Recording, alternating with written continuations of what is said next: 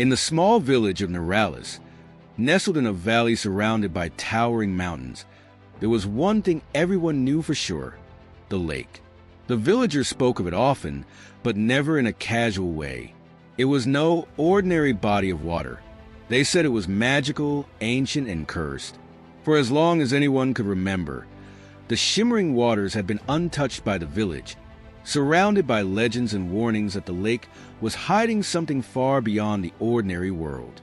Jasper, a curious and rebellious teenager, had heard the stories all his life. Yet, unlike the other villagers who avoided the lake, he felt an odd connection to it.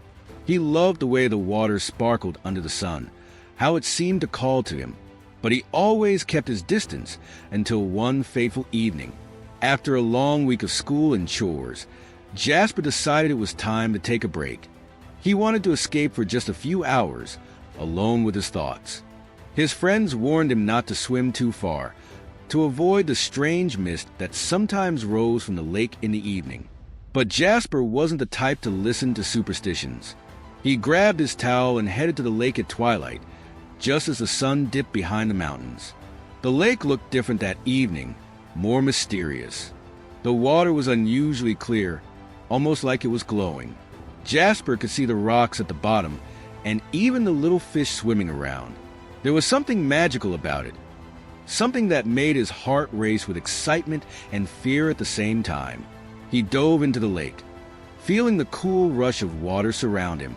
Swimming through the deep, calm water, he felt free, like he was escaping everything that held him back. He swam further than he'd ever swum before, past the familiar spots, until he was all alone in the middle of the lake. As he swam, a strange sensation washed over him. The water felt different. It seemed to pull him deeper, like something below the surface was calling out to him. At first, he thought it was just his imagination playing tricks on him. But the sensation grew stronger, and before he knew it, he found himself moving towards something in the distance. At first, it was a faint glow beneath the water, like a distant light. But the closer he swam, the clearer it became. It was an archway made of stone, glowing with a soft, eerie light. His heart raced in his chest. How had he never seen this before? It looked ancient, old, like something from a forgotten time. He reached out a hand, touching the stone. It was cold to the touch, yet strangely familiar. Without thinking, he dived under the water, his hands reaching for the archway. He felt the current around him change, pulling him forward. The glow from the arch grew brighter, and suddenly, the water around him began to swirl violently. It was as though the lake had come alive, dragging him deeper and deeper. He kicked his legs, trying to push against the force, but it was no use. He was being sucked in, just as he thought he might be dragged into the depths forever. The swirling stopped, and everything went still. Jasper found himself underwater, in an entirely different place. It wasn't a lake anymore. The water was clearer than he had ever seen it, and the air felt thick with magic. He could see the outline of towering stone walls, ancient and weathered by time. His eyes widened in awe and disbelief. He was in a forgotten kingdom, lost beneath the lake's surface. The buildings, the statues, the streets, all of it seemed frozen in time, as if the place had been abandoned for centuries. Suddenly, a voice broke through the eerie silence. "You've come home, lost heir." Jasper froze, looking around, but saw no one. His heart raced. Who said that? Was it his mind playing tricks on him? The voice spoke again, louder this time. "You are the one, the heir of this kingdom, the one destined to restore what was lost. You must face the trials that await. Only then will you be able to break the curse that binds us." The words sent a chill down his spine. He was the heir? He was just a regular teenager, someone who liked to swim in the lake to clear his head. How could he be the heir of the submerged kingdom? Suddenly, a vision flashed before his eyes.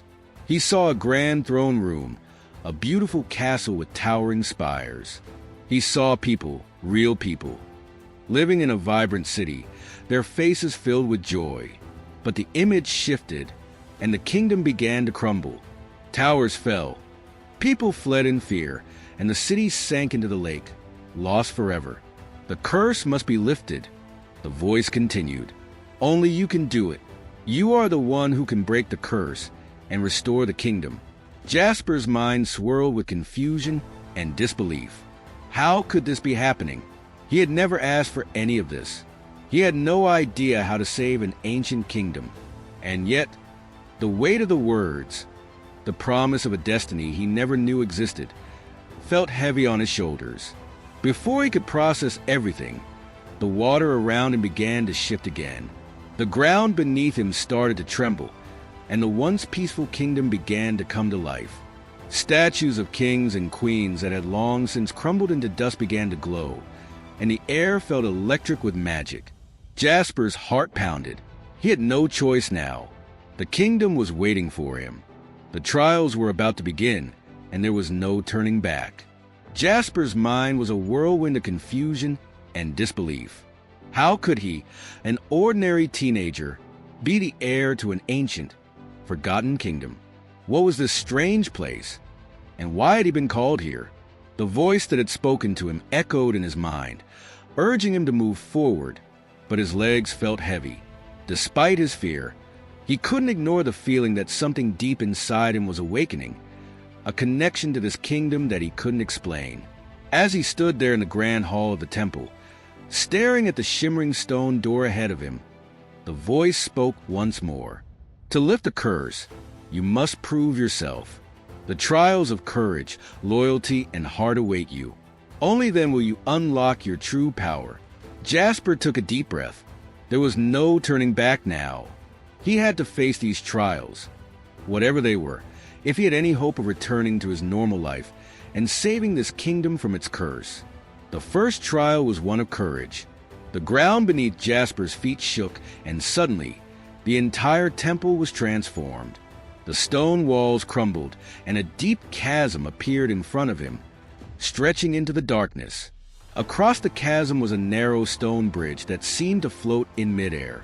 It was old and unstable, with no railing to hold on to. The air was thick with tension, and the wind howled around him, making the bridge sway dangerously. Cross this bridge, the voice commanded. Prove your courage. If you fail, you will fall into the abyss. Jasper's heart raced.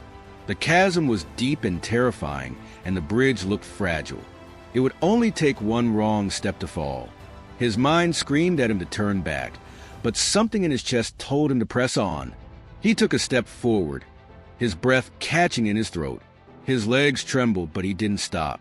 The sound of the wind whistling past his ears drowned out everything else. With each step, the bridge creaked and groaned under his weight, but somehow he kept moving forward. The air seemed to grow colder, and he could hear strange sounds coming from the depths below, whispers like voices calling out to him, trying to pull him into the darkness. Just when he thought he might lose his balance, his foot landed firmly on the last stone. He had made it across. The voice returned. You have proven your courage. One trial remains. But as soon as the words faded, the ground beneath him shook again, and the stone floor cracked open. A massive stone door slid open, revealing a new challenge. The second trial was a test of loyalty. As Jasper stepped into the next chamber, the door slammed shut behind him. He found himself standing before an enormous pedestal, glowing with a soft golden light. On top of the pedestal was a chest, intricately carved with symbols that seemed to shift and change before his eyes. This chest holds the key to breaking the curse, the voice said. But to open it, you must give up something of great value to you. Jasper approached the chest slowly, his eyes scanning the glowing runes. He felt the weight of the decision pressing on him. What would he have to give up? The only thing he truly cared about was his family, his memories of them, the only things he had left. The voice seemed to read his thoughts, whispering, if you want to save the kingdom, you must give up what is most precious to you. But remember, your loyalty to this kingdom must come first. Jasper's hands trembled as he thought about his mother's necklace, the one she had given him before she passed away. It was the only thing he had left to remember her by. Could he really give it up? But then, the voice echoed again. You cannot carry the weight of the kingdom if your heart is not true. Tears filled his eyes as he slowly removed the necklace and placed it gently inside the chest. The moment he let go, the chest opened with a soft click, revealing a glowing blue gem inside. Jasper reached for it, his fingers brushing the smooth surface. The voice spoke once more. Your loyalty has been proven. The curse shall begin to lift. As soon as Jasper held the gem in his hand, the entire room seemed to shimmer, as if the walls themselves were breathing. The ground shook again, and for a moment, it felt like the entire kingdom was waking from a long slumber. But it wasn't over yet. The final trial was the hardest. Jasper stepped through another stone doorway and found himself standing in front of a massive, ancient door. The air in this room was heavy, thick with magic. The voice that had guided him through the trials spoke one last time. This trial is the hardest. It is a test of your heart.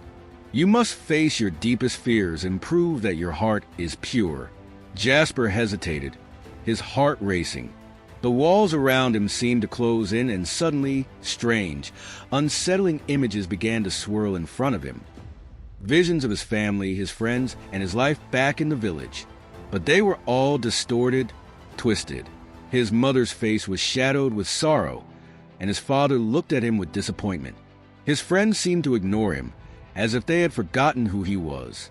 The whispers from before grew louder, and for a moment, Jasper felt as if he were drowning in a sea of doubt and fear.